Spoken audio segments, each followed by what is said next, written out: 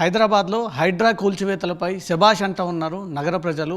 ఎన్నడూ లేని విధంగా ఒక కొత్త టీంని ఏర్పాటు చేసి హైదరాబాద్లో ఆక్రమణలకు గురైనటువంటి కూల్చివేతలపైన కట్టడి చేయడం మాత్రం చాలా హర్షణీయంగా ఉందంటూ మాత్రం నగర ప్రజలు ప్రశంసలు తెలియజేస్తూ ఉన్నారు. మనతో కమిషనర్ రంగనాథ్ ఉన్నారు. సార్, ఈ హైడ్రా టీం అనేది ఎప్పుడు స్టార్ట్ చేశారు, ఎన్ని రోజులుగా పనిచేస్తూ ఉన్నారు, ఇప్పటి వరకు మీరు ఎన్ని కూల్చివేతలు జరిపారు? ఇది హైడ్రా అనే దాని గురించి మీరు ఈ మధ్యకాలంలో అసెంబ్లీలో కూడా చర్చల్లో కూడా గౌరవ ముఖ్యమంత్రి గారు అట్లానే ఫైనాన్స్ మినిస్టర్ గారు అంటే మన డిప్యూటీ సీఎం గారు ఇంకా ఇతర మినిస్టర్స్ కూడా దీని మీద గురించి మెన్షన్ చేయడం కూడా జరిగింది. అండ్ అసెంబ్లీలో చర్చ కూడా జరిగింది హైడ్రా ఇన్స్టిట్యూషన్ దీని గురించి కూడా. అండ్ అట్లానే పలు ప్లాట్ఫామ్స్లో కూడా దీని మీద చర్చ జరిగింది.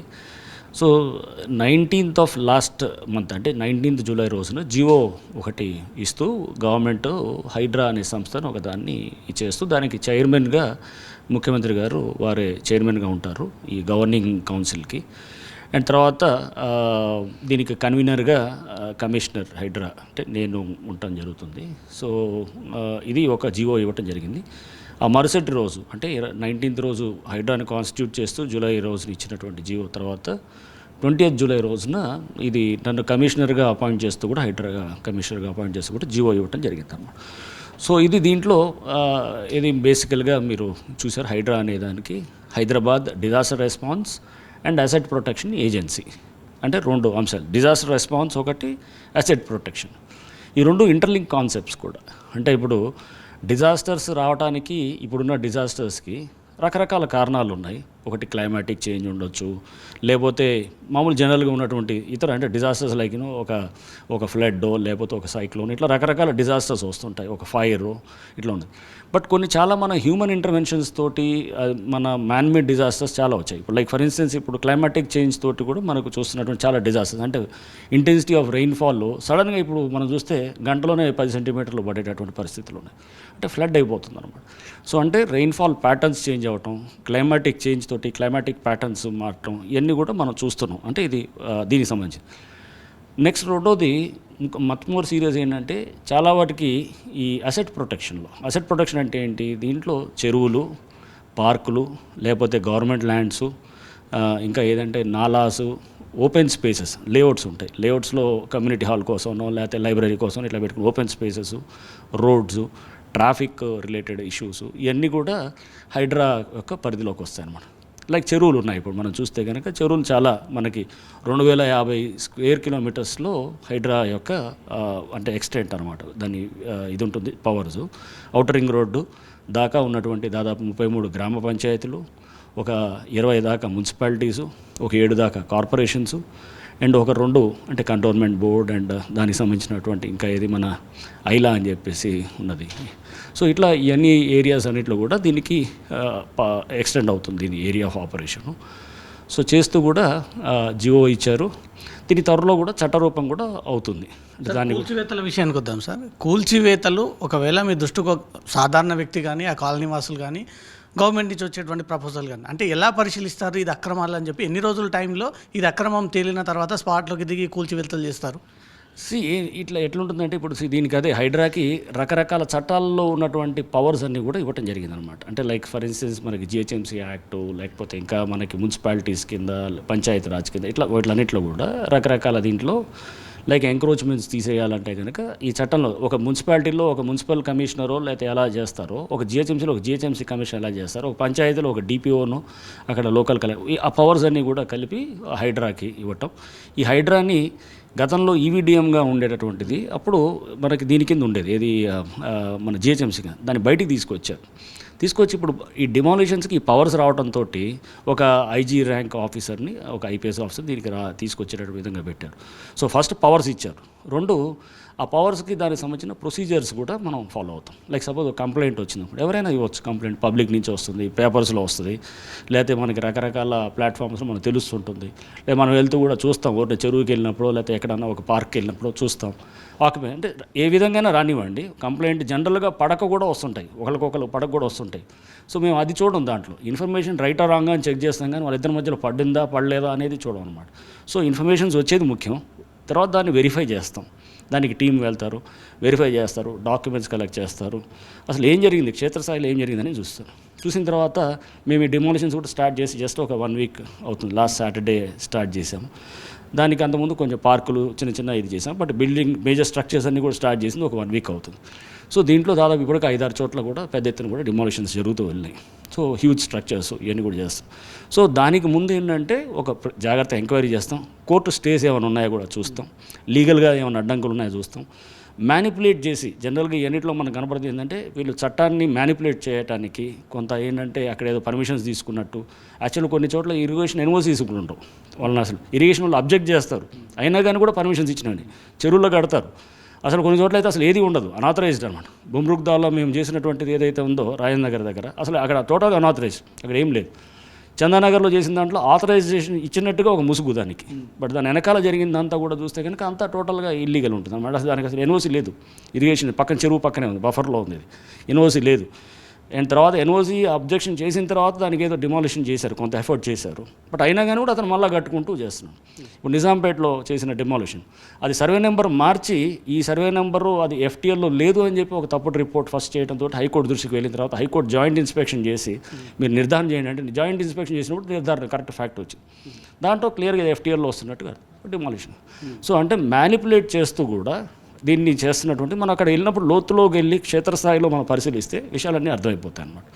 అది once we are clear that is ఇది వీళ్ళంతా మ్యానిపులేషన్ చేస్తున్నారు, దీనికి ఎటువంటి లీగల్ అడ్డంకులు లేవు. ఎందుకంటే ఆల్రెడీ అది కోర్టులో నలుగుతూ వెళ్తుంది అనమాట, కొన్ని రోజుల నుంచి నలుగుతుంది, ఒక 1 year 2 years నుంచి.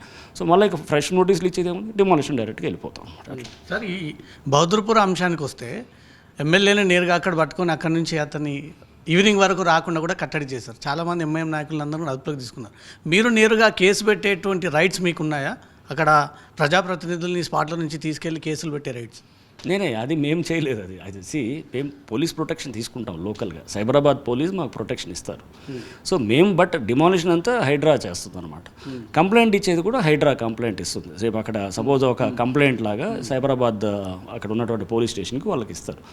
సో ఏదైనా కానీ కూడా అందరూ సమన్వయంతో ఏజెన్సీస్ దాంట్లో జిహెచ్ఎంసీ వాళ్ళు వస్తారు. సార్ బహదూర్పురాలో ఏం అక్రమం తేలింది సార్ మీరు కూల్చివేయడానికి? అసలు ఆ స్ట్రక్చర్స్ అన్నీ అక్రమమే కదా అసలు. మొత్తం FTL అక్కడ మీకు చూస్తే కనుక బుమ్రుగ్దౌల మొత్తం చెరువు అంతా కూడా హిస్టారికల్ చెరువు, చాలా అది 300 ఏళ్ల పైన ఉన్నటువంటి చెరువు. దాంట్లో అసలు టోటల్గా హైకోర్టులో ఎన్నో కేసులు నడిచాయి. హైకోర్టు దాంట్లో స్పీకింగ్ ఆర్డర్స్ కూడా ఇచ్చారు జిహెచ్ఎంసీ ఆఫీసర్స్, ఏది అసలు అది ఇల్లీగల్గా ఉన్నాయని. బట్ ఫర్దర్ యాక్షన్కి వెళ్ళట్లేదు అనమాట. సో అందరూ పేపర్స్ మీద వరకు ఓకే ఫైన్, హైకోర్టు కూడా సబ్మిట్ చేసిన దాంట్లో కూడా అది టోటల్ ఇల్లీగల్ అండి. బట్ యాక్షన్ అనేది చేయాలి. కింద ఎప్పుడైతే కనుక యాక్షన్ చేయనంత వరకు ఇది పేపర్లకు పరిమితం అయితే వర్కౌట్ కాదనమాట. సో అది ఎప్పుడైతే కనుక అది లేదు, నువ్వు రేపు అనాథరైజ్ స్ట్రక్చర్ ఒకటి ఇది FTLలో కట్టినప్పుడు నీకు కాన్సిక్వెన్సెస్ ఇలా ఉంటాయని ఎక్కడైనా కానీ మనం చూస్తే కనుక బుమ్రుగ్దౌల కానీ లేకపోతే చందానగర్ కానీ నిజాంపేట్ కానీ ఏ చెరువులైనా కానీ మన ఇక్కడ చూసి వచ్చాం ఇది గాజుల రామారావు ఏరియాలో అక్కడ కూడా ఆ చెరువులో 56 స్ట్రక్చర్స్ వచ్చాయి, వెంటనే డిమాలిష్ చేసాం. సో ఇట్లా ఎక్కడ చూసినా కానీ కూడా ఇలాంటివి వస్తే కనుక రేపు ఆటోమేటిక్గా మేనేజ్ చేసుకునేటటువంటి ఆ ఆలోచన కూడా విరమించుకుంటారనమాట. సో ఇప్పుడు వాడిని మేనేజ్ చేసుకొని మనకి దాని తగ్గట్టు దానికి ముసుగిచ్చి దాని తర్వాత ఏదో తీసుకొద్దాం అనేటువంటి ఇప్పుడు ఉండదు అనమాట. సార్ మీ ఫస్ట్ స్టెప్ ఎంఐఎం పైన ఎందుకు పడింది? ఎంఐఎం ఏరియాలోనే మీ ఫస్ట్ స్టెప్ స్టార్ట్ చేశారు. ఆ చెరువు అంతని కూడా మొత్తం ఎక్కడెక్కడ క్లియర్ చేయడం, అంటే ఎంఐఎం అక్కడ భయపెడితే స్టేట్లో ఎక్కడైనా ఈ హైడ్రా సక్సెస్ అవుతుందన్న ఆలోచన లేదు. దానికన్నా ముందు చింతల చెరువులో కూడా చేసాం, మరి గాజుల రామారంలో చేసాం, చింత చెరువులో 56 స్ట్రక్చర్స్ చేసాం. సో ఫస్ట్ చేసింది అక్కడ మీరు అన్నట్టు ఏది సౌత్ జోన్ కాదు, సో వేరే దగ్గర చేసాము. అన్ని ఏరియాస్లో ఎక్స్పాండ్ చేస్తున్నప్పుడు సౌత్ జోన్లో కూడా చేసాం అనమాట. అట్లా ఫస్ట్ డే రాగానే కూడా మనం చేసినప్పుడు ఫస్ట్ డే రాగానే పార్కులో చూసాం. అది ఎవరు నార్నే ఎవరో గోకుల్లో ఎవరో ఉన్నారు. సో వారిది వచ్చినప్పుడు ఫస్ట్ డే పార్క్లోకే వాళ్ళు మొత్తం ఆక్యుపై చేసి ఫెన్సింగ్ కొలగొట్టుకొని వచ్చేసారు. నిన్న కూడా చందానగర్ మన నిజాంపేటలో చూస్తే అది అసలు టోటల్ ఫెన్సింగ్ ఉంది, గవర్నమెంట్ ల్యాండ్ ఫెన్సింగ్, దాన్ని కూలగొట్టి వాళ్ళు మొత్తం లోపలికి వచ్చి కట్టి మళ్ళీ ఏదో పైగా ఏంటంటే ఇది మాది అనేది బుకాయించారు. దానికి ఫెన్సింగ్ ఉంది, అక్కడ చూస్తే గేట్లు కనబడుతున్నాయి, అక్కడ క్షేత్రస్థాయిలో చూస్తే అర్థమైపోయింది ఎవరికైనా కానీ. సో ఇప్పుడు మన గుడ్డోడు కూడా వెళ్ళి అక్కడ చూస్తే కనుక తెలిసినప్పుడు ఇక అక్కడ ఏంటి ఇంకా చెప్పాలనుకుంది ఏముంది అక్కడ అంత స్పష్టంగా ఉన్నప్పుడు వీళ్ళంతా ఏంటంటే మసిబూసి మారేడుకాయ చేసి ఏదో దాని ఏదో అటు ఇటు తిప్పి ఏదో చెప్పాలని చెప్పి గోల్ చక్కెర తిప్పాలనేటటువంటిది కనబడుతుంటుంది. ఆడ క్లియర్గా అర్థమవుతుంటుంది అనమాట, మన విషయం ఇది అనేది అర్థమవుతుంటుంది అనమాట. అది మనం చూసిన తర్వాత కన్ఫర్మ్ అయిన తర్వాత ఇంకెందుకు ఆగాల్సిన అవసరం ఏముంది. సో వీల్ గో హెడ్ అనమాట. దానం నాగేందర్ గారు రంగనాథ్ గారికి ఆ పోస్ట్ ఇష్టం లేక ఇక్కడ నుంచి తప్పుకోవడానికే ఈ రకంగా నన్ను టార్గెట్ చేసి నా ఏరియాలో కూల్చివేతలు చేస్తూ ఉంటున్నారు సార్, ఏం చెప్తారు సార్? నేను దాని మీద నేనేమి రియాక్ట్ అవ్వదలుచుకోలేదు. నేను ఆల్రెడీ ప్రెస్ మీట్లో కూడా చెప్పాను, రకరకాలుగా వస్తుంటాయి, అన్నిటికీ కూడా నేనేమి రియాక్ట్ కాను. సో నా పని నేను చేసుకుంటూ పోతాను. పొలిటికల్ తోటి మీకు సంబంధం లేదు సార్, మీకు వచ్చిన అక్రమాలపైనే మీ కాన్సన్ట్రేషన్. ఎగ్జాక్ట్లీ. సో సరే ఎక్కడైనా అంతే. సో వాళ్ళు ఎవరిది ఉన్నా కానీ కూడా మనకు అది పాలిటిక్స్తో నాకు సంబంధం లేదు. సో నేను అక్కడ ఇచ్చిన పబ్లిక్ ఇచ్చినటువంటి కంప్లైంట్ని వెరిఫై చేస్తాం. బట్ బయలాజీ ఏంటంటే అక్కడ లోకల్గా ఇవన్నీ చేయగలిగే వాళ్ళు ఎవరు ఉంటారు? ఇన్ఫ్లుయెన్షియల్ వాళ్ళే ఉంటారు. ఎవరు రియల్ ఎస్టేట్ వాళ్ళు ఉంటారు, లేదా అక్కడ లోకల్గా పరపతి ఉన్నవాడు ఉంటాడు, లేదా ఒక పొలిటికల్ లీడర్ ఉంటాడు, అక్కడ ఎవరో సమ్ కార్పొరేటరో ఆర్ సమ్ చైర్మనో లేదా ఒక ఎమ్మెల్యేనో ఒకటో ఎవరైనా కానీ, ఇట్ కుడ్ బి ఎవరైనా అక్కడ ఇన్ఫ్లుయెన్షియల్ పర్సనే చేయగలుగుతాడు ఇవన్నీ. ఎందుకంటే సిస్టమ్స్ అన్నిటి మేనేజ్ చేయాలి. సో అది అక్కడ అయినా అన్ని జరుగుతున్నాయి కానీ సైలెంట్గా ఉండాలి. ఇవన్నీ చేస్తున్నప్పుడు ఎవరు చేస్తారు? పవర్ఫుల్ వాళ్ళే ఉంటారు. సో న్యాచురల్గా ఈ హైడ్రా అనే దానికి ఇట్లాంటి ఈ మన వర్క్ పరంగా న్యాచురల్గా వచ్చేటటువంటి వీళ్ళందరూ తగులుతుంటారు అనమాట. మీ మీద కూడా బాగా ఒత్తిడి పెరిగింది సార్. 2 ఎమ్మెల్యేల నుంచి సీఎం దృష్టికి తీసుకెళ్తాను, హైడ్రాని ఇమీడియట్గా రద్దు చేయాలి, రంగనాథ్ గారిని అక్కడి నుంచి తప్పించాలంటూ కూడా మీపై ఒత్తిడి బాగా చేస్తున్నారు. నేను వీటిలో ఏది మీద కామెంట్ చేయను. ప్రభుత్వం చాలా స్పష్టంగా ఉంది, అసెంబ్లీలో కూడా ముఖ్యమంత్రి గారు చెప్పారు. సో ఇది ఒక మంచి ఇన్స్టిట్యూషన్గా ముందు తీసుకెళ్లాలని. ఇది ఆల్రెడీ రకరకాల స్టేట్స్ నుంచి కూడా ఏది చూస్తే ఢిల్లీ నుంచి ఓ ప్రొఫెసర్ గారు మాట్లాడుతూ ఇది మేము ఢిల్లీకి కూడా అడుగుతాం ఇట్లాంటి ఇన్స్టిట్యూషన్ అని చెప్పి. మనం ఎట్లయితే మన గ్రేహౌన్స్ ఇంతకుముందు ఉమ్మడి ఏపీలో అప్పుడు anti Naxal operations Greyhounds SIB ఎట్లయితే మనం చేసినప్పుడు స్టేట్ అంతా కంట్రీ అంతా దాన్ని అడాప్ట్ చేశారు. తర్వాత వైజాగ్లో కూడా పేపర్లో చూశాను, అక్కడ కూడా హైడ్రా లాంటిది కావాలని అక్కడ ప్రజలు కోరుతూ ఒకటి అక్కడ కూడా చూసాం. అంటే కంట్రీ వైడ్ నుంచి డిమాండ్స్ వస్తున్నాయి, which is a good thing. అంటే ప్రభుత్వం ఒక మంచి ఆలోచనతోటి హైడ్రా అనే సంస్థను ఒకదాన్ని తీసుకొచ్చింది. ఈ సంస్థ దీనికి ఒక ఇండిపెండెంట్ ప్రతిపత్తి ఇస్తూ దీనికి అన్ని పవర్స్ ఇస్తూ ఇది చేయటం అనేది first of it's kind. So దానికి డెఫినెట్గా ఫస్ట్ కమిషనర్గా నేను రావడం కూడా నేను నా అదృష్టంగా భావిస్తాను. ఎందుకంటే చాలా పెద్ద టాస్క్ ఇది. చెరువుల్ని అండ్ మన హైదరాబాదు మన మనుగడని అంటే మన భవిష్యత్తుని మనం కాపాడుకోవాల్సిన అవసరం కూడా మనందరి మీద ఉంది. సో దాంట్లో ఒక హైడ్రా అనేది ఇంపార్టెంట్ రోల్ ఇస్తుంది. తప్పకుండా చేస్తాము. ఏదైతే ఎక్స్పెక్టేషన్స్ మాకు ఇచ్చినటువంటి టాస్క్ అది చేయడానికి మేము మన శక్తిలో కృషి చేస్తాం. స్టాఫ్ కూడా ఎన్లార్జ్ చేస్తున్నారు, మీతో పాటు ఇంకా అండర్ స్టాఫ్ని కూడా పెంచే ప్రయత్నం ప్రభుత్వం చేస్తూ ఉంది. ఏ రకమైనటువంటి ఎఫిషియన్సీ పర్సన్స్ని మీ టీంలోకి తీసుకుంటారు? సో ఇది మల్టీ డిసిప్లినరీ అప్రోచ్ ఉంటుంది. మీరు అందరూ కూడా రిమోట్ సెన్సింగ్ వాళ్ళని తీసుకుంటున్నాం, కొంతమంది వాళ్ళు కూడా వస్తున్నారు, అండ్ చాలామంది టెక్నికల్ టీమ్స్ ఉంటారు, రెవెన్యూ వాళ్ళు ఉంటారు, లీగల్ టీమ్స్ ఉంటారు, నెక్స్ట్ ఇరిగేషన్ వాళ్ళు ఉంటారు, సర్వేయింగ్ డిపార్ట్మెంట్ వాళ్ళు ఉంటారు, నెక్స్ట్ ఇంకా మనకి చూస్తే ఫారెస్ట్ వాళ్ళు ఉంటారు, ఇట్లా టౌన్ ప్లానింగ్ వాళ్ళు ఉంటారు. ఇట్లా అన్ని మల్టీ డిసిప్లినరీ అప్రోచ్ తోటి ఉంటుందన్నమాట. ఎందుకంటే ఈ సబ్జెక్టు ల్యాండ్ అనేది ఒక్క దీంతో కాదు. ఇప్పుడు ఒక పోలీస్ స్టేషన్లో ఉన్నాం అనుకోండి, నేను సపోజ్ ఒక కమిషనర్గా పనిచేస్తున్నాను, ఒక ఎస్పీగా ఉన్నాను, నాది క్లియర్గా ఒకటే సబ్జెక్ట్ ఉంటుంది. ఇది ఐపీసీ లేకపోతే మన సిఆర్పిసి లేకపోతే ఇట్లా ఉండేది. ఇప్పుడు ఇట్లా కాదు, ఇది చాలా ఉంటాయి. ఇరిగేషన్ యాక్ట్ ఉంటుంది, లేకపోతే city town planning building rules ఉంటాయి, లేకపోతే జిహెచ్ఎంసీ యాక్ట్ ఉంటుంది, లేదా మున్సిపాలిటీస్ యాక్ట్ ఉంటుంది. ఇట్లా రకరకాల సబ్జెక్ట్స్ ఇవన్నిటినీ కూడా మనం తీసుకొని మల్టీ డిసిప్లినరీ, మళ్ళీ రెవెన్యూకి సంబంధించిన దానికి సంబంధించిన లాస్ ఉంటాయి. ఇన్ని కలపాలన్నప్పుడు మల్టీ డిసిప్లినరీ టీం ఉండాలి. సో దానికోసం మేము అట్లానే ప్రపోజ్ చేస్తాం. సరే, ఇప్పుడు సిటీలో ఈ కూల్చివేతలు స్టార్ట్ అయ్యాయి కాబట్టి ఎవరైతే ఈ అక్రమ మార్గం ద్వారా కబ్జాలు చేసినటువంటి వ్యక్తులు కోర్టుకెళ్ళి కోర్టు ద్వారా కూల్చివేయకూడదని స్టే తెచ్చుకుంటే ఫర్దర్గా మీ ప్రొసీడింగ్స్ ఏంటి? నేను దానికి కూడా ఉంటుంది. అంత ఈజీగా కోర్ట్స్ కూడా అట్లా లేవు. సో మేము కోర్ట్స్ చాలా స్పష్టంగా సుప్రీంకోర్టు కానివ్వండి, హైకోర్ట్స్ కానివ్వండి చాలా కఠినంగా ఉన్నాయి. చెరువుల్లో ఎన్జిటి ఉంది, వీళ్ళందరూ కూడా అంత ఊరికనే స్టేలు ఇచ్చేది ఏమి ఉండదు. జనరల్గా ఒక అభిప్రాయం ఏంటంటే కోర్టుకు వెళ్ళి స్టేలు చేస్తున్నారు, అట్లా లేదు. ఎందుకంటే వీళ్ళు తప్పుడు డాక్యుమెంట్స్ తీసుకొచ్చినటువంటి పరిస్థితులు ఉంటే కూడా మనం చూపించాలి. కోర్టుకు చూపిస్తే కనుక దాని మీద ఇమీడియట్గా ఉంటుంది. సో కోర్టుకి వెళ్తే స్టే వస్తాను అనుకోవడం కూడా అది కరెక్ట్ కాదు, అంత ఈజీగా ఏం రాదు. ఎందుకంటే మనం ప్రజెంట్ చేయడం ప్రాపర్గా ప్రజెంట్ చేయాలి. మనం జాగ్రత్తగా తీసుకొని మనం తీసుకొస్తే కనుక డెఫినెట్గా ఇది చేస్తాం. లీగల్గా ప్రాసెస్ని మనం స్ట్రాంగ్ చేయాలి, దానికి టీమ్స్ని కూడా స్ట్రాంగ్ చేస్తాం అనమాట. ఇంతకుముందు మీ వర్క్ అంతా కూడా జిహెచ్ఎంసీ పరిధిలో ఉండేది. డిజాస్టర్ కానీ, రెస్క్యూ టీమ్స్ కానీ, ఈ విపత్తు లేదా ఏర్పడినప్పుడు వచ్చినటువంటి టీమ్స్. ఇప్పుడు ఆ టీమ్స్ ఉంటాయా సార్? ఆల్టర్నేట్గా మీరున్నారా, లేకపోతే ఆ టీంని అంతా క్లోజ్ చేసి మీకు అటాచ్ చేశారా? నేనే ఈవీడిఎం ఉన్నదంతా తీసుకొచ్చి దీంట్లో అబ్జర్వ్ చేశారు. ఇది ఇప్పుడు కొత్త ఇన్స్టిట్యూషన్ హైడ్రాకి మారిందనమాట. ఇప్పుడు మేమంతా హైడ్రాలో ఉన్నట్టు అందరూ కూడా. ఈవీడిఎంలో గతం ఈవీడిఎం అనేది లేదు, అది అయిపోయింది. అది 19th July తర్వాత ఈవీడిఎం అనేది is no more in existence. It is now HYDRA. అందరు సిబ్బంది అంతా కూడా ఆటోమేటిక్గా they are consider to be transport అని జీవోలో క్లియర్గా మెన్షన్ చేస్తుంది. సో ఇది జరిగింది. సో నెక్స్ట్ దీంట్లో ఇప్పుడు దీన్ని ఇంకా మనం ఎక్స్పాండ్ చేస్తూ దీంట్లో 2 డిజాస్టర్ మేనేజ్మెంటు అండ్ అట్లానే disaster response and asset protection 2 wings ఉంటాయి. ఒక ఎస్పీ ఉన్నారనుకోండి, 3 ఎస్పీలు ఉంటారు. ఫర్ ఇన్స్టెన్స్ రాచకొండ ఏరియాకి, సైబరాబాద్ ఏరియాకి, హైదరాబాద్ కమిషనరేట్ 3 ఎస్పీలు ప్రపోజ్ చేసినప్పుడు 3 ఎస్పీల కింద 2 చైన్స్ నడుస్తుంటాయి, 2 వర్టికల్స్ అనమాట. ఎట్లా అంటే ఒకటి అసెట్ ప్రొటెక్షన్ వర్టికల్, ఇంకోటి disaster response. So disaster response అంటే వాళ్ళు ఇది చేస్తుంటారు, ఏది వరదలు వచ్చినప్పుడు లేకపోతే ఇట్లా వర్షాలు వచ్చినప్పుడు దాన్ని అసెట్ ప్రొటెక్షన్ ఏమో మన ఆస్తులను పరిరక్షించడం, డిమాలిషన్స్ ఇవన్నీ కూడా వాళ్ళు చూస్తుంటారు. సో ఇలా ఈ వర్టికల్స్ నడుస్తుంటాయి. మళ్ళీ ఇంకొక ఎస్పీ ఇక్కడ హెడ్ క్వార్టర్స్లో ఉండి అతను హీల్ బి అండర్ కమిషనర్ ఉంటారు. అడ్మినిస్ట్రేషను ఇవన్నీ కూడా చూసేదానికి ఇది ఉంటుంది. ఇట్లా ప్రపోజ్ చేశాము. ఇవన్నీ కూడా త్వరలో బహుశా క్లియరెన్స్ అయిపోయి మనకు ఆల్రెడీ బడ్జెటరీ ఇదంతా కూడా ఆల్మోస్ట్ శాంక్షన్ అయిపోయింది. బడ్జెట్లో కూడా మనం పెట్టారు. సో దీనికి గవర్నమెంట్ కూడా చాలా ఇంట్రెస్ట్ తోటి ఉన్నారు కాబట్టి ముఖ్యమంత్రి గారు పలు సందర్భాల్లో చెప్పారు, అసెంబ్లీలో కూడా చెప్పారు. సో ఈ ఇన్స్టిట్యూషన్ చాలా జాగ్రత్తగా తీసుకెళ్ళి ఈ కబ్జాలు ఇప్పటిదాకా అయినది చాలు, ఇప్పటిదాకా మనం దీన్ని ఇప్పుడన్నా చెక్ చేయకపోతే కనుక ఇంకో 10 ఏళ్ళకి మన చెరువులు కూడా ఉండవు. చెరువులు లేకపోతే మొత్తం వరదలు, మొత్తం ఇప్పుడు హైదరాబాద్ ఉన్న పరిస్థితి నుంచి మనం ఇంకా డిస్టర్బెన్స్ మనం చూసే పరిస్థితి ముందు వస్తుంది. ఇప్పుడన్నా మనం మేలుకోకపోతే కనుక, లేకపోతే ఇప్పటికే మనం చూస్తున్నాం చాలా ఇళ్లలో రావటం, చిన్న వర్షం వస్తే కూడా మొత్తం వాటర్ లాగింగ్ అయిపోవటం, అంతా అస్తవ్యస్తం అయిపోవటం, ఇవన్నీ కూడా దీని ఎఫెక్ట్లే అనమాట. సో అందులో చెరువులను పునరుద్ధరించాలి, దానికి కావాల్సిన ప్రణాళికతోటి మనం ముందుకు పోవాలి. బాధితులు మిమ్మల్ని ఎట్లా అప్రోచ్ అవ్వాలి సార్? ఎట్లా ఫిర్యాదు అందజేయాలి? మీరు హైడ్రా స్టార్ట్ చేసిన తర్వాత ఎన్ని ఫిర్యాదులు అందాయి? ఇంకా ఎన్ని కూల్చివేతలు జరపాల్సి ఉంది మీ ప్లానింగ్ ప్రకారంగా? అట్లా కూల్చివేతలు ఒక్కటే కాదు, చాలా వస్తున్నాయి ఫిర్యాదులు. రోజుకి చాలామంది వస్తున్నారు, కలుస్తున్నారు. మేము వెళ్ళిన చోటల్లా జనాలు పెద్ద ఎత్తున కూడా రిసీవ్ చేసుకుంటూ అక్కడ వాళ్ళు కూడా వచ్చి మొత్తం చూపిస్తున్నారు. పబ్లికే వస్తున్నారు ముందుకి. మీరు అక్కడ ఎక్కడికి వెళ్ళినా కానీ ఒక 50 మంది 100 మంది అక్కడ ఉంటున్నారు. కాలనీ వాసులు, మహిళలు కానీ, యూత్ కానీ అందరూ వచ్చి తీసుకెళ్ళి వాళ్ళే చూపిస్తున్నారు. సార్ ఇదిగోండి మా చెరువు ఇది, దీంట్లోకి వచ్చినారు, ఇది గవర్నమెంట్ ల్యాండ్ సార్, పార్క్ ఇది, వాళ్ళే చూపిస్తున్నారు.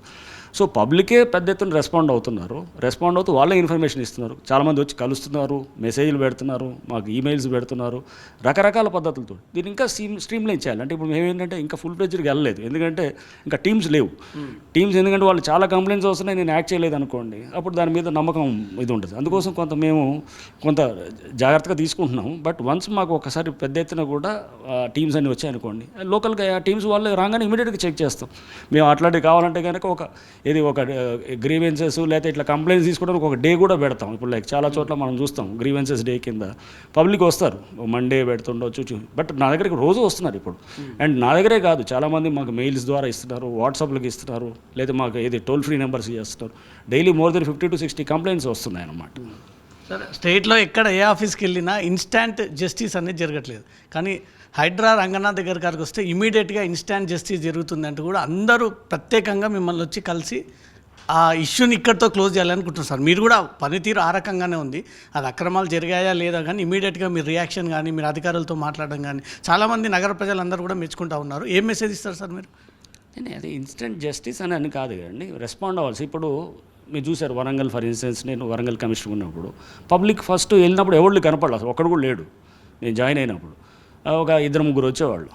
మనం వాళ్ళకు ముందు ఒక కంప్లైంట్ వచ్చిన తర్వాత జనరల్గా ఏం చేస్తాం, కింద వాళ్ళకి రాసి కింద చూడండి ఒక డిఎస్పీకో, ఎస్ఐకో, సీకో, అలా కాదు. ఒక కంప్లైంట్ వచ్చినప్పుడు దాన్ని ఆ మనిషి బాధను మనం అర్థం చేసుకొని దాన్ని జాగ్రత్తగా ఫాలో అప్ చేసి దాంట్లో ఏమైంది వాళ్ళు కాకుండా అవసరం అంటే మన దగ్గర పిలిపించి ఎంక్వైరీ చేసిన తర్వాత అసలు ఒక టీంని ఎంక్వైరీ చేయటం, ఎంక్వైరీ తప్పుడు నివేదిక ఇస్తే కనుక ఆ టీంని సస్పెండ్ చేయటం, నెక్స్ట్ దాని తర్వాత దాన్ని ఒకసారి వెరిఫై చేసి కింద ఊరిని, ఎందుకంటే వచ్చిన కంప్లైంట్ కింద వాళ్ళు సరిగ్గా చేయట్లేదని మళ్ళీ వాళ్ళకి ఎలా రిఫర్ చేస్తాం?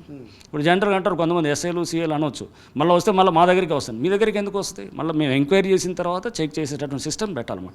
అంటే మనం ఎంక్వైరీ ప్రాసెస్ని చాలా జాగ్రత్తగా చేయాలి, పట్టుకోవాలి.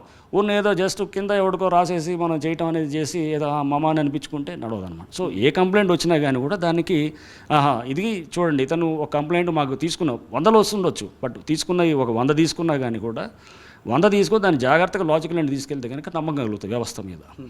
ఇదిగో చూడు, ఎవరు ఎట్లాంటి వాడైనా కానీ కూడా ముందు వీళ్ళు ఊరుకునేది లేదు సిస్టమ్. బట్ ఓకే, క్యూయింగ్ ఉండొచ్చు, చాలా కంప్లైంట్స్ వెయిటింగ్లో ఉంటాయి, చాలా 100,000 వేలల్లో వస్తాయి రేపు. బట్ అన్నీ మేము అడ్రస్ చేస్తామని చెప్పలేము. బట్ రేపు ముందు ఏంటంటే మనం చేస్తారు అనే భయం వచ్చినప్పుడు ఆటోమేటిక్గా ఒక డిటరెన్స్ అనేది వస్తుంది. రేపు illegal structures, government land occupy చేయటాలు, అనాథరైజ్ బిల్డింగ్స్ రావటాలు అన్నీ ఆగిపోతాయి అన్నమాట. సో ఎవరి మీద పడుతుందో అనేది తెలియనట్టు పరిస్థితి ఉంటే కనుక రేపు ఆటోమేటిక్గా ఒక బిల్డింగ్ కూలగొట్టమంటే అది చిన్న విషయం కాదు, వాళ్ళకి చాలా లాస్ ఉంటుంది. సో అది చేస్తున్నప్పుడు అది మనం ఆ ప్రాసెస్ ఫాలో అవుతూ చేసామనుకోండి, వీళ్ళు అనుకుంటారు ఏమంటారు, ఏముందో మెల్లిగా ఏదో నోటీసులు ఇస్తారు, లేదా ఏదో తర్వాత ఏదో దాన్ని ఏదో నార్మల్ సిస్టమ్ ఉంటుందని. బట్ హైడ్రా అనేది ఒక దీనికి ఇచ్చిన ఇన్స్టిట్యూషన్, ఎందుకంటే ఇన్నాళ్ళు జరిగింది కదా, ఇన్నాళ్ళు జరిగే ఈ పరిస్థితికి వచ్చింది. సో దీన్ని ఎఫెక్టివ్గా హ్యాండిల్ చేయడానికి స్పీడ్ ఉండాలి, యాక్షన్స్ ఉండి దానికి ప్రాసెస్ లీగల్గా ఉండాలి, యాక్షన్ స్పీడ్గా ఉండాలి, అండ్ మనకు అక్కడ కనబడాలి, గ్రౌండ్లో కనపడాలన్నమాట. సార్, దేశవ్యాప్తంగా చాలా చోట్ల ఈ కూల్చివేతలకు సంబంధించి టెక్నాలజీని ఉపయోగించి అమాంతం బిల్డింగ్ పడేటువంటి సిస్టమ్ తీసుకొచ్చారు. రీసెంట్గా మాదాపూర్లో కూడా పురాతన ఒక భవనాన్ని సెకండ్స్లో కూల్చేసేటువంటి సిస్టమ్ని చేశారు. మన నోటీసులు ఇచ్చి యంత్రాంగం వెళ్ళి జేసీబీ అధికారులు ఇంతమంది ఇచ్చే బదులు ఆ సిస్టమ్ని అమలు చేస్తే చాలా ఈజీగా ఉంటుంది కదా సార్? చేయొచ్చు, బట్ అంటే మనం దాన్ని ఏదైనా పేల్చటము, డైనమైట్స్ పెట్టి చేయటం అదనేది అది కొంచెం పక్కనున్న హ్యాబిటేషన్స్ ఉంటే కనుక డేంజరస్ ఉంటుంది అనమాట. సో అవన్నీ చూసి మన డిమాలిషన్లో కూడా మేము కూడా ఇప్పుడు కొత్తగా మేము వచ్చి 20 రోజుల్లో అవుతుంది. సో మాకు ఇంకా తెలియదు, ముందు వెళ్ళే కొద్దీ డిమాలిషన్ టెక్నిక్స్ ఏమైనా ఉంటే కనుక క్విక్గా చేస్తూ పక్కన ఉన్నటువంటి ఇల్లులు, ఎందుకంటే కూలగొట్టేటప్పుడు పక్కన ఇల్లులు ఉంటాయి. సో అది మనం బ్లాస్ట్ చేసాం అనుకోండి, ఏమైనా ఎక్స్ప్లోజివ్ పెట్టి బ్లాస్ట్ చేస్తే పక్కనంతా ఎఫెక్ట్ అవుతుంది అనమాట. సో అలా కాకుండా చూడటానికి మనం ఇవన్నీ కూడా చూడాల్సి వస్తుంది అనమాట. సో అందుకోసం ఊరినే మనం అక్కడ ఉన్న పరిస్థితులను చూసి అక్కడ డిమాలిషన్ ఏ టైప్ ఆఫ్ దీనికి వెళ్ళాలనేది కూడా ప్లాన్ చేస్తాం. సార్, హైడ్రా పరిధి ఎంతవరకు ఉంది? ఇప్పుడు కొత్త మున్సిపాలిటీ గ్రామ పంచాయతీలకు కూడా జిహెచ్ఎంసీ ఆధీనంలోకి తీసుకుంటూ కొత్త ప్రపోజల్ పెట్టింది. ఇప్పుడు అది కూడా నిజంగానే దీంట్లో కలిసి ఉంటే హైడ్రా పరిధి ఎక్కడి వరకు పెరుగుతుందా? ఓన్లీ ఇన్నర్ రింగ్ రోడ్ వరకే ఉంటుందా? హైడ్రా పరిధి ఇప్పుడు ఔటర్ రింగ్ రోడ్ దాకా, ఓఆర్ఆర్ దాకా మొత్తం ఉంది. సో చాలా డిమాండ్స్ కూడా చూసాం. నిన్న కూడా ఎవరు మురళీ గారు వారు మొత్తం స్టేట్ మొత్తం ఎక్స్టెండ్ చేయాలని వచ్చింది. కొంతమంది ఏమో అసలు వేరే స్టేట్స్లో కూడా కావాలని అడుగుతున్నారు. సో ఇట్లా రకరకాలుగా ఉంది. సో ఉన్నప్పుడు దీని అవసరం ఏంటనేది అందరూ కూడా చూసాను. నేను వరంగల్లో చేశాను, ఎన్నో అన్ఆథరైజ్ స్ట్రక్చర్స్ ఉన్నాయి అక్కడ. ఉన్నప్పుడు అక్కడ కూడా వరదలు రావడానికి one of the main reason was ఇదనమాట. సో ఫ్లడ్డింగ్స్ అవ్వడానికి, లేకపోతే అక్కడ మొత్తం చెరువులన్నీ మొత్తం టోటల్గా అక్కడ ఎంక్రోచ్ అవ్వటం, నాలాస్ ఎంక్రోచ్ అవ్వటం, ఫ్లడ్డింగ్ అనేది అక్కడ కూడా చాలా సీరియస్గా అంశం ఉండిందన్నమాట. సో ప్రతి చోట ఇది వరంగల్, హైదరాబాద్ అనట్లేదు, ప్రతి చోట ఇదే ప్రాబ్లం ఉందన్నమాట. ప్రతి చోట ల్యాండ్ వాల్యూ పెరగడంతో ఎంక్రోచ్మెంట్స్, గ్రాబింగ్ చేసి, చెరువు ల్యాండ్ ఎవడు కామ్గా ఉంటాడు, దాంట్లో వెళ్ళి అక్కడ ఉన్న ఇన్ఫ్లుయెన్షియల్ ఫెయిల్ వెళ్ళి అక్కడ చెరువు ల్యాండ్ కొట్టేయాలని చూస్తాడు. గవర్నమెంట్ ల్యాండ్ ఉంటుంది, పట్టా ల్యాండ్ కొంటాడు, పక్కన ఏదో ఒక చిన్న అది పేపర్ మీద ఉంటుంది, ధరణి మీద ఉంటుంది, ఉండదు, అక్కడ వెళ్ళి అక్కడికి వెళ్ళి ఇదే అని చెప్తాడు. లోకల్ సర్వే నెంబర్లు ఏదో మార్చుకుంటుంటాడు ఆఫీసర్ని. అంటే ఎన్ని రకరకాల పద్ధతులు చూశాను నేను, వరంగల్లో చూశాను, ఇక్కడ కూడా దాదాపు వెళ్ళినప్పుడల్లా, ఫీల్డ్కి వెళ్ళినప్పుడల్లా. అందుకని నేను ఫీల్డ్కి వెళ్ళినప్పుడు నాకు అర్థమయ్యేది ఎటువంటి ప్రాబ్లం వస్తుందనేది అర్థమైపోయింది అనమాట. వచ్చినప్పుడు ఇట్లాంటివి మనం ఒక నెల 2 నెలలు మనకి చేస్తే క్లియర్గా సమస్యలు ఎట్లాంటి అనేది తెలిసిపోతుంది. ఎలా ఆలోచన చేస్తున్నారు, క్రిమినల్స్ ఎలా అయితే ఆలోచన చేస్తారో, ల్యాండ్ గ్రాబర్స్ కూడా ఒక పద్ధతి ఉంటుంది వాళ్ళు ఆలోచన చేసేదని. ఆ పద్ధతులు అర్థమైతే కనుక మనకు ఈజీగా సొల్యూషన్ ఉంటుంది అనమాట. ఐపీఎస్ రంగనాథ్ ఎక్కడున్నా ఒక మార్క్ క్రియేట్ చేసుకుంటారు. అందరిలా కాకుండా ప్రత్యేకంగా నేనేం చేయగలను అంటే, నల్గొండలో చూసాము, వరంగల్లో చూసాము, హైదరాబాద్ ట్రాఫిక్ చూసాము, తర్వాత మల్టీజోన్ ఐజీగా కూడా చూసాము. మీ సామర్థ్యమైనటువంటి వర్క్ను చూస్తే ప్రభుత్వం మిమ్మల్ని ఎంచుకొని ఇక్కడ ఎఫిషియన్సీ ఆఫీసర్ రంగనాథ్ అనే ఫిక్స్ అయ్యి ప్రభుత్వం ఇక్కడ పెట్టిందా సార్ మిమ్మల్ని?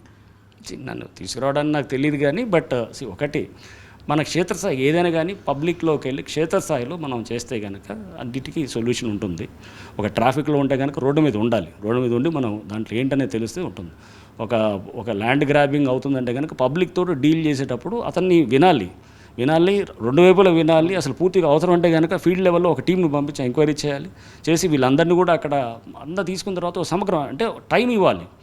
సో నేను మేము ఫర్ ఇన్స్టెన్స్ వరంగల్లో చెప్పేదన్నమాట ఆఫీసర్స్కి, చిన్న గట్టు పంచాయతీ ఉన్నా కానీ అవసరం అంటే ఒక రోజు దాని మీద చేసి దాన్ని పెడతాను. అది ఎందుకంటే దాంట్లో చూస్తుంది ఆఫీసర్ ఎలా పనిచేస్తున్నాడు అని చెక్ చేయడానికి అనమాట. ఆఫీసర్ కరెక్ట్గా చేస్తున్నాడా లేదా అని. అది గట్టు పంచాయతీ ఏమి ఉండొచ్చు, చిన్న ఇష్యూ ఉండొచ్చు, బట్ దాన్ని ఒక మనిషి వచ్చి కంప్లైంట్ చేసినప్పుడు దాన్ని ఆ గ్రీవెన్స్కి అంత ఇంపార్టెన్స్ ఇవ్వాలి. నెక్స్ట్ అదే సపోజ్ ఆఫీసర్ బాగా చేస్తున్నాడు అనుకోండి, ఒక మర్డర్ కేసు వచ్చినా పట్టించుకోవాల్సిన అవసరం ఉండదు, అతను చేస్తుంటాడు, అతని పని అతను చేస్తాడు. సో అక్కడ వ్యక్తులు ఎలా పనిచేస్తున్నాడు, ఆ సిస్టమ్స్ పనిచేస్తున్నాయి లేదా అనేది మనం చెక్ చేయాలి. పని చేయకపోతే పని చేసేటట్టు చూడాలన్నమాట. అప్పుడు ఆటోమేటిక్గా ఎఫెక్టివ్గా ఉంటుంది systems. Right sir, thank you. HYDRA పనితీరు ఇప్పటికే నగర ప్రజలందరూ కూడా ప్రశంసలు కురిపిస్తూ ఉన్నారు. నగర ప్రజల కోసం కూడా ఎప్పటికీ అందుబాటులో బుద్ధ భవన్లో ఉంటానని ఆన్లైన్ ద్వారా కానీ, వాట్సాప్ ద్వారా కానీ, ఈమెయిల్ ద్వారా కానీ ఎప్పుడైనా నిత్యం ఏ రకమైనటువంటి ఫిర్యాదులు అందజేయచ్చు. ఇక్కడ ప్రత్యేకమైనటువంటి టీమ్స్ ఉంటాయి. దాంతోపాటు ఎఫిషియన్సీగా ఉన్నటువంటి ఆఫీసర్లందరినీ కూడా రిక్రూట్ చేసి ఈ హైడ్రా టీంలోకి తీసుకొని దీని ద్వారా ఔటర్ రింగ్ రోడ్ పరిధిలో జరుగుతున్నటువంటి ఈ అక్రమాలు, గతంలో ఆక్రమణకు గురైనటువంటి వాటివన్నీ కూడా కాపాడడం మా బాధ్యత అంటూ కూడా కమిషనర్ రంగనాథ్ అంటున్నారు. Camera person Hemanth, Ravi Teja, Zee news.